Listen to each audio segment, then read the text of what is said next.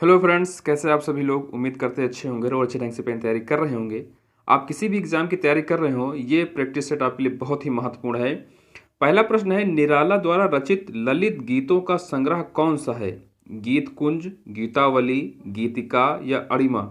तो कौन सा है? ऑप्शन सी गीतिका है। किसकी रचना है ये? सूर्यकांत त्रिपाठी निराला की रचना है गीतिका, जिसमें ललित गीतों का संग्रह है। अगला प्रश्न है, काठ की हांडी बार बार नहीं चढ़ती, इस लोकोक्त का क्या अर्थ है? लकड़ी का बर्तन अग्नि से जल जाता है, बुरे दिन हमेशा नहीं रहते, छल कपट का व्यवहार हमेशा नहीं चलता। काठ की हांडी बार बार नहीं चढ़ती, इसका मतलब क्या है? छल कपट का व्यवहार हमेशा नहीं चलता है, इसलिए ऑप्शन सी सही होगा।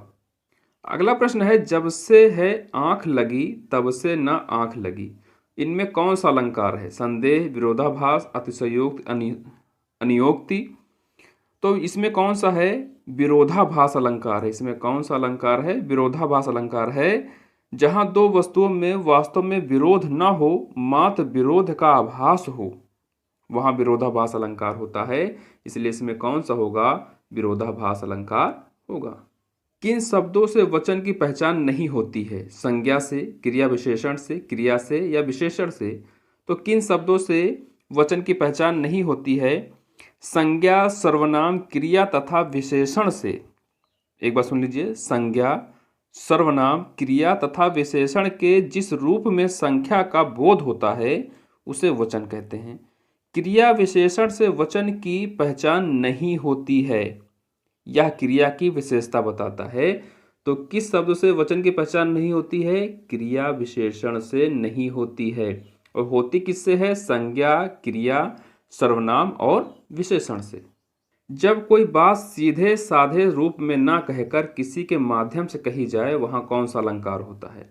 अनियोक्ति, संदेह, विरोधाभास, व्यतिरेक? कौन सा होता है?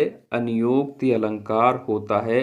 अन्य का उदाहरण देकर किसी को बात बताई जाए तो वहां पर कौन सा होता है? अनियोक्ति अलंकार होता है। अगला प्रश्न है, इनमें से कौन सी बोली मध्य प्रदेश की प्रमुख बोलियों में से नहीं है? मालवी, निमाड़ी, बुंदेली, बांगर? तो मध्य प्रदेश की प्रमुख बोलियों में कौन सी बोली नहीं है? कौन सी बोली नहीं है? बांगर नहीं है। बांगर या बांगरू पश्चिमी हिंदी उपभाषा वर्ग की बोली के अंतर्गत आती है। बांगरू को हरियाणवी अथवा हरियाणवी भाषा भी कहते हैं। यह हरियाणा राज्य की बोली है, ठीक है। और बाकी जितनी भी हैं सब सारी की सारी मध्य प्रदेश की बोलियां हैं। अगला है, मैथिली के सुप्रसिद्ध कवि हैं, यानी मैथिली क्या है? भाषा है। मैथिली भाषा के सुप्रसिद्ध कवि कौन है? नागार्जुन, रामधारी सिंह दिनकर, विद्यापति, भिखारी ठाकुर? तो कौन है? विद्यापति हैं। कौन है? विद्यापति हैं। विद्यापति भारतीय साहित्य की भक्ति परंपरा के प्रमुख स्तंभों में से एक हैं और ये मैथिली भाषा के सर्वश्रेष्ठ कवि माने जाते हैं। अगला है, उपमेय और उपमान के बीच समानता बताने वाले शब्दों को क्या कहते हैं? उपमा, वाचक, रूपक, उपमान? तो क्या कहते हैं? क्या कहते हैं? वाचक पद कहते हैं। उपमेय और उपमान के बीच समानता बताने वाले शब्दों को क्या कहते हैं? वाचक कहते हैं। जिसकी तुलना की जाए उसे उपमेय, और जिस प्रसिद्ध व्यक्ति या वस्तु से उपमेय की तुलना की जाए उसे उपमान कहते हैं। अगला है, निम्न में से कौन सा क्रिया विशेषण का भेद नहीं है? स्थानवाचक, परिमाणवाचक, जातिवाचक, रीतिवाचक? तो क्रिया विशेषण कितने भाग होते हैं? क्रिया विशेषण के 4 भाग होते हैं। कौन कौन सा? स्थानवाचक, कालवाचक, रीतिवाचक, परिमाणवाचक। जबकि जातिवाचक क्या है? क्रिया विशेषण का भेद नहीं है, इसलिए यहाँ पे कौन सा गलत हो जाएगा? ऑप्शन सी गलत हो जाएगा। अगला है, विशेषण में तुलना के आधार पर कितनी अवस्थाएं होती हैं? 3, 4, 5, 2? तो वस्तु की कितनी अवस्थाएं होती हैं? 3 अवस्थाएं होती हैं। मूलावस्था, उत्तरावस्था और उत्तमावस्था। तो कितनी अवस्थाएं होती हैं? 3 अवस्थाएं होती हैं। मूलावस्था, उत्तरावस्था और उत्तमावस्था। विवक्षा अलंकार को दूसरे किस नाम से जाना जाता है? पूर्ण उपमा अलंकार, पुनरुक्ति प्रकाश, लुप्त उपमा अलंकार या प्रश्न अलंकार? किस नाम विवक्षा अलंकार को अन्य किस नाम से जानते हैं? पुनरुक्ति प्रकाश अलंकार के नाम से जाना जाता है। जहाँ पर कोई शब्द एक से अधिक बार दोहराया जाए वहाँ पर पुनरुक्ति प्रकाश अलंकार होता है। अगला है लीचू। लीचू किस भाषा का शब्द है? उर्दू, चीनी, संस्कृत, हिंदी। तो लीचू किस भाषा का शब्द है? चीनी भाषा का शब्द है। अगला है राघड़ी बोली कहाँ बोली जाती है? उत्तर प्रदेश, केरल, मध्य प्रदेश, हरियाणा। तो राघड़ी, बांगरू, बांगर ये सब कहाँ बोली जाती हैं? हरियाणा में बोली जाती हैं, इसलिए हरियाणवी भाषा के अंतर्गत आती हैं। अगला है हरिवंश राय बच्चन ने अपने इंग्लैंड प्रवास काल में कौन सा गीत संग्रह लिखा? सप्तरंगिनी, एकांत संगीत, मिलन यामिनी, प्रणय पत्रिका। तो कौन सा गीत संग्रह उन्होंने लिखा था? प्रणय पत्रिका। क्या लिखा था? प्रणय पत्रिका को लिखा था। 1952 से लेकर जून जुलाई 1954 तक इंग्लैंड में ये रहे थे और इसी बीच उन्होंने क्या लिखा था? प्रणय पत्रिका लिखा था। यह आधे अधूरे किस विधा की रचना है? कहानी, नाटक, उपन्यास, एकांकी। आपको बताना कि आधे अधूरे क्या है? कहानी है, नाटक है, उपन्यास है, एकांकी है। आधे अधूरे विधा की रचना किसने की है? मोहन राकेश द्वारा रचित ये नाटक है। क्या है? नाटक है। किसने लिखा है? मोहन राकेश ने लिखा है। और मोहन राकेश के अन्य नाटक भी हैं। कौन कौन से हैं? आषाढ़ का एक दिन, लहरों के राजहंस आदि। मुंशी प्रेमचंद किस पत्रिका के संपादक रहे हैं? सुधावर्षा, सरस्वती, प्रताप, हंस। तो किसके संपादक थे? किस पत्रिका के संपादक थे मुंशी प्रेमचंद जी? हंस के संपादक थे। सरस्वती के संपादक कौन थे? सरस्वती के संपादक थे महावीर प्रसाद द्विवेदी। और प्रताप के कौन थे? प्रताप के थे गणेश शंकर विद्यारथी। कौन थे? गणेश शंकर विद्यारथी। जिसका दमन न किया जा सके उसके लिए एक शब्द क्या होगा? अदम्य, दम्य, दामिनी, कृतज्ञ। तो उसके लिए एक शब्द क्या होगा? अदम्य होगा। क्या होगा? अदम्य। अगला है बघेली बोली किस क्षेत्र में बोली जाती है? तो बघेली बोली किस क्षेत्र में बोली जाती है? जबलपुर क्षेत्र में बोली जाती है। बघेल राजपूतों के आधार पर रीवा तथा आसपास का इलाका बघेल खंड कहलाता है और यहाँ की बोली को बघेली कहते हैं।